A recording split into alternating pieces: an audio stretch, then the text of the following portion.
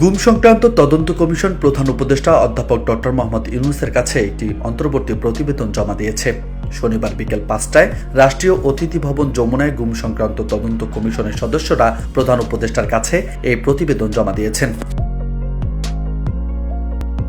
Unfolding the truth শিরোনামে জমা দেওয়া রিপোর্টে কমিশন সদস্যরা এ পর্যন্ত প্রাপ্ত ১,৬৭৬টি অভিযোগের মধ্যে ৭৫৮ জনের অভিযোগ যাচাই বাছাই করেছেন বলে জানিয়েছেন। গুমের ঘটনায় নির্দেশদাতা হিসেবে সাবেক প্রধানমন্ত্রী শেখ হাসিনার সম্পৃক্ততার প্রমাণ পেয়েছে কমিশন। এছাড়াও হাসিনা প্রশাসনের বেশ কয়েকজন ঊর্ধ্বতন কর্মকর্তারও সম্পৃক্ততা পাওয়া গেছে, যাদের মধ্যে রয়েছেন সাবেক প্রধানমন্ত্রী শেখ হাসিনার প্রতিরক্ষা বিষয়ক উপদেষ্টা major general Tariq Ahmed Siddique, national telecommunication monitoring সেন্টারের সাবেক মহাপরিচালক মেজর জেনারেল জিয়াউল আহসান এবং পুলিশ কর্মকর্তা মোহাম্মদ মনিরুল ইসলাম ও মোহাম্মদ হারুন রশিদ। গুমের শিকার ব্যক্তিদের বিচারিক প্রক্রিয়া শুরু সহ র্যাব বিলুপ্তির সুপারিশও করেছে কমিশন।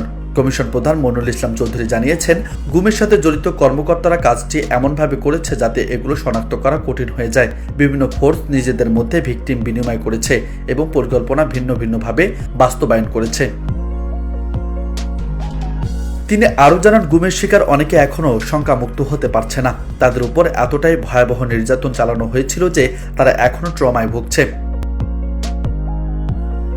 প্রধান উপদেষ্টা তার সর্বশেষ বক্তব্যে গুমের শিকার ব্যক্তিদের সুরক্ষা ও সঠিক বিচারে আশ্বাস দেওয়ার পর রিপোর্টের সংখ্যা অনেক বেড়েছে উল্লেখ করে কমিশনের সদস্যরা অধ্যাপক ডক্টর মোহাম্মদ ইউনূসকে আয়নাঘর পরিদর্শনের অনুরোধ জানান। নিউজ ডেস্ক, বার্তা 24।